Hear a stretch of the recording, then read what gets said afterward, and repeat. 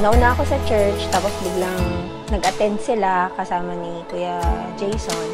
And then, yun, napasok siya sa music. And tuloy-tuloy na. Tapos doon, nakita ko siya una kumakanta. At yun na, doon na nag-umpisa. Magiging magkaibigan. Pag nag-message, nag-usap, nag-message hanggang sa... Hindi kasi nung nag-mark siya sa akin nung nag-start siyang mag-song leader or mag-worship leader. Mamimiss ko na siya pag di ko na siya nakakausap. Nag-gitar pa lang siya.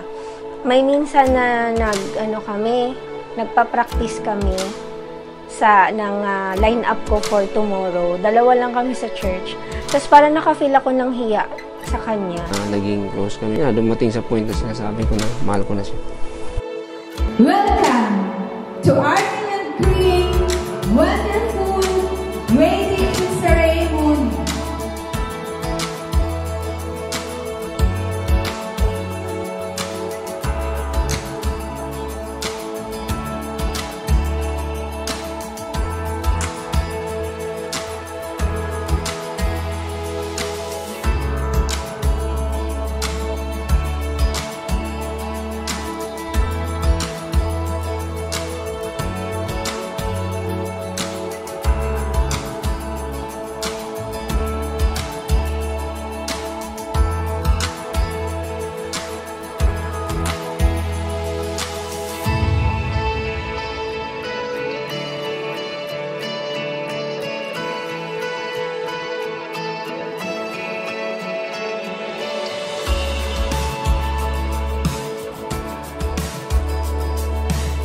Hindi man ako perfect na babae, hindi man ako perfect na asawa, but one thing that I will assure is I will always submit to the authority of my husband.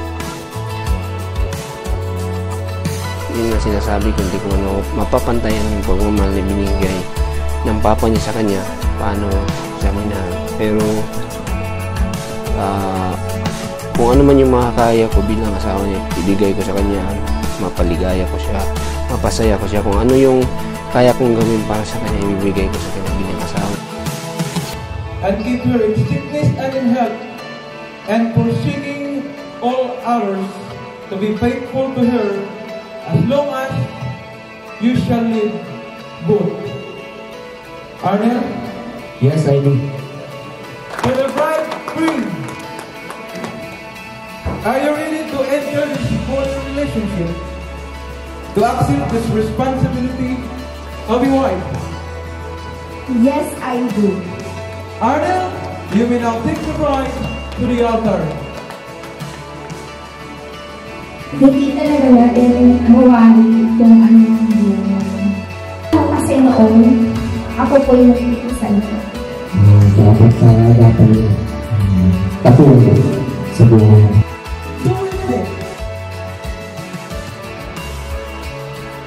The kissing of the bride!